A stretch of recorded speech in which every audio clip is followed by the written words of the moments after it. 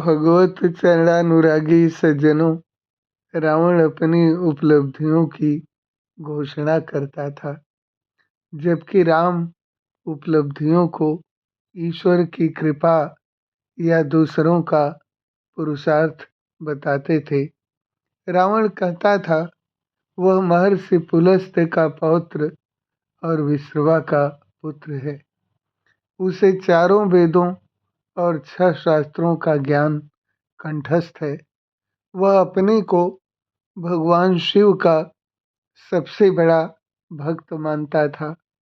उसने अपनी बुद्धि और बल पर शिव तांडव स्तोत्र की रचना की, जो एक अद्भुत रत्न है। उसके पुत्र मेघनाथ ने इंद्र को बंदी बनाया, जिससे उसे इंद्रजीत की उपाधि मिली।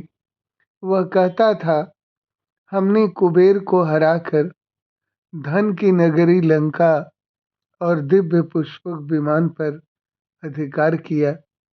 मैंने सभी ग्रहों को बंदी बनाकर अपने सिंहासन के नीचे रखा है, ताकि वे कुंडली में हमेशा शुभ फल दें। अपनी उपलब्धि गिनाते हुए कहता कि मेरी साधना और तपस्या सर्वोपरि है। मैंने ब्रह्मा जी से ऐसा वरदान प्राप्त किया है कि कोई भी देवता, दानव, यक्ष या गंधर्व उसे मार नहीं सकते। उसने अंगद को अपना परिचय देते हुए कहा कि मैं वही रावण हूँ जिसने कैलाश पर्वत को अपनी अंगुली पर उठा लिया था। मैं वही हूँ जिसने काल को भी पाँव की बेड़ी बना रखा है। तू किस राम की बात करता है जिसने केवल एक बूढ़ी ताड़का का वध कर दिया? माता सीता से कहा कि इंद्र मेरा टैक्स भरता है। तीनों लोकों की सुंदरियां मेरी सेवा में हैं। राम तपस्वी हैं, उनके पास क्या है? मेरे पास वह वैभव है जो देवताओं को भी नसीब नहीं। राम के चरित्र में आत्म प्रशंसा का पूर्ण अभाव था।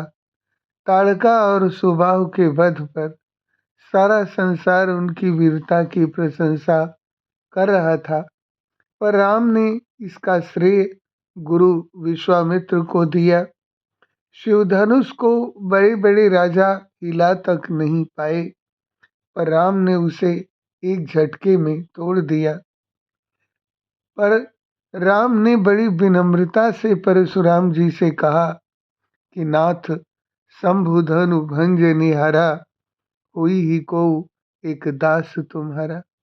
इतनी बड़ी उपलब्धि के बाद उन्होंने स्वयं को विजेता न बताकर दास कहा। रावण जैसे अजय योद्धा को हराकर लंका विजय का श्रेय अपनी सेना और सहयोगियों को दिया। राम ने बार बार कहा कि विभीषण की नीति, हनुमान का साहस और वानर सेना के पुरुषार्थ के बिना युद्ध जीतना असंभव था। अपनी हर सफलता को नियति और धर्म की जीत मानते थे।